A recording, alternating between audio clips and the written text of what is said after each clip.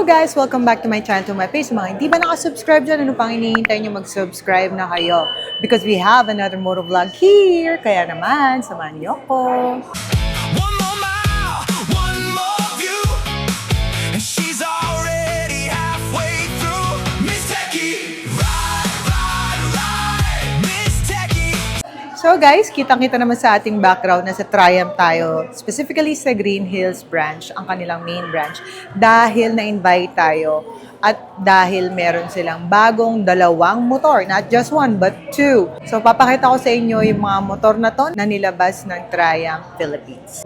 Ayan guys, actually ang start is 11 a.m. pero ang dami pa natin ginawa. Ngayon lang tayo humabol. And fortunately, andito pa sila. Dito pa yung mga motor. Dito pa ibang mga media and content creators.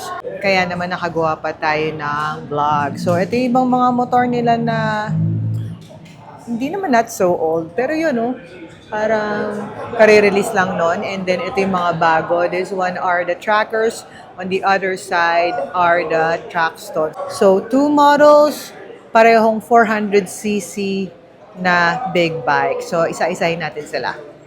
So, guys, ito yung Triumph Trackstone 400.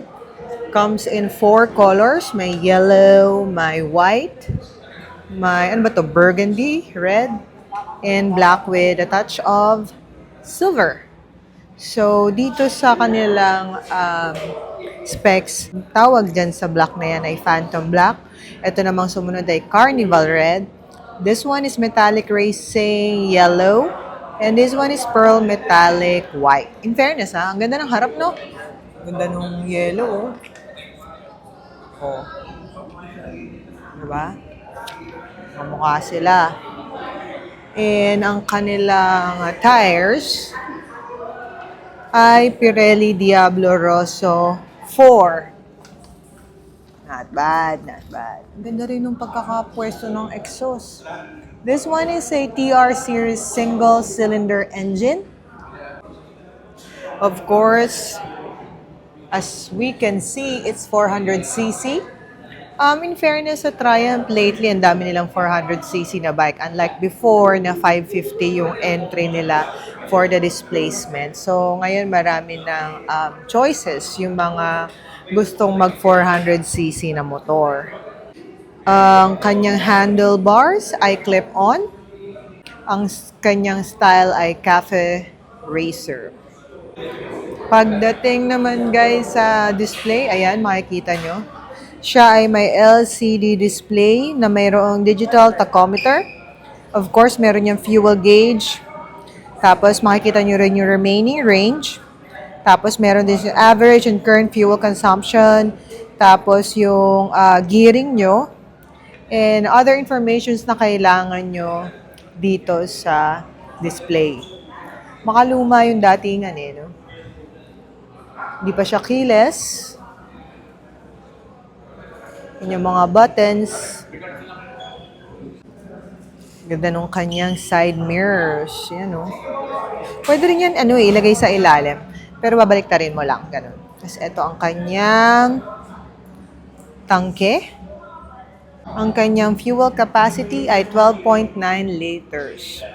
This, guys, is a liquid-cooled single-cylinder valve engine. Technically, it's 398cc. Round off, 400. Meron itong 42 horsepower. At merong gearbox na 6-speed. Butan natin. Ganda ng pagka-metallic niya, guys. Oh. Yan yung likod.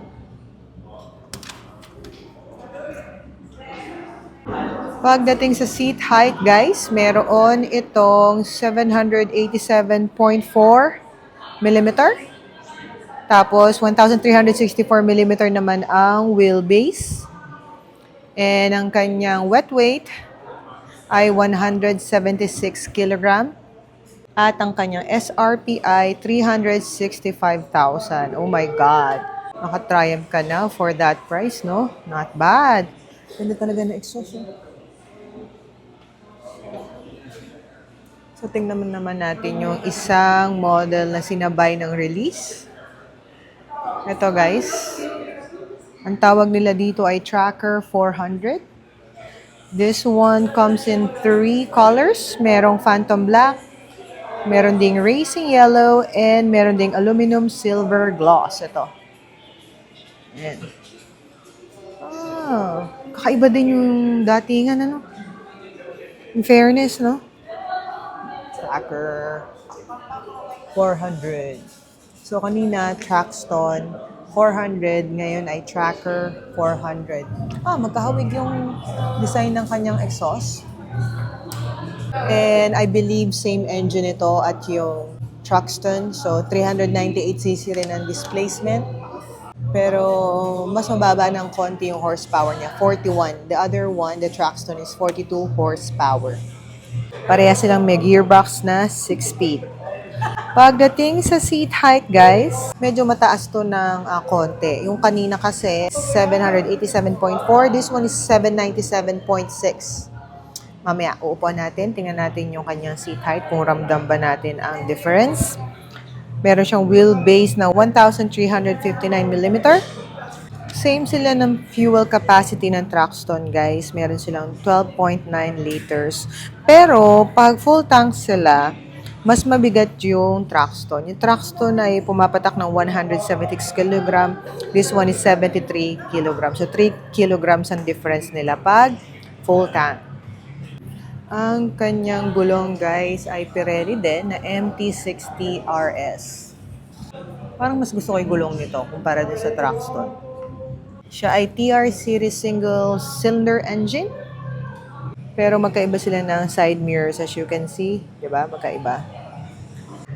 Ito naman yung kanyang display. Medyo hawig, no? Same with the Truxton. Meron siyang tachometer, may fuel gauge, remaining range. Of course, the average and current fuel consumption. Tapos, yung gearing mo nandito rin and other informations. So, may physical key din siya. Yan ang mga buttons. Yan ang tangke. And ang SRP nito, guys, ay 350,000 pesos. So, isang 365 and this one is 350. Not bad, ah.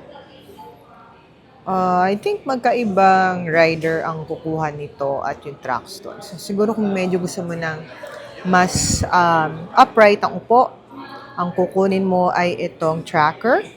Kung gusto mong mas maporma at medyo aggressive ang upo, ang kukunin mo ay yung Truxton. For me, upuan ko muna bago ako makapag-decide sa kanilang dalawa. So guys, upuan natin tong Tracker with 797mm pagdating sa seat height. Tingnan natin kung gaano siya kababa. Medyo tiptoe ng konti. Pero magaan. Okay. Okay siya for me, pero try natin upuan yung kabila. Tingnan natin kung malaki yung difference pagdating sa seat height. This one is the Truxton and the seat height is 787mm. Tingnan natin. Oh! So, ramdam natin, hindi sobrang tiptoe kumpara dun. Pero, 10mm, asay naman yan kung ramdam mo pa yan. I don't think, lalo pag iba yung sapatos mo, I think di mo naman mararamdaman yung 10mm seat height difference.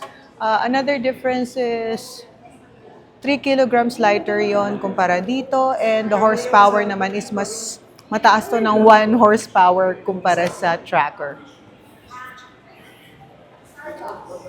So, ayun guys, ang bagong dalawang motor ng Triumph Motorcycle Philippines. Thank you so much guys for inviting me kahit late ako. At mabilisan lang yung naging coverage natin ng kanilang launch. Pero in fairness ang ganda ng mga motor and ang affordable. So, sino kaya mga bibili nito? No? Kayo, ano palagay nyo mas maganda? Yung Truxton or yung Tracker? Anyway, comment down below kung ano masasabi nyo sa video na to. Don't forget to like and share as well. And also, please follow me on my Facebook, TikTok, and Instagram. And lastly, don't forget to subscribe. Yun lang mga kateki. Bye-bye! Techie,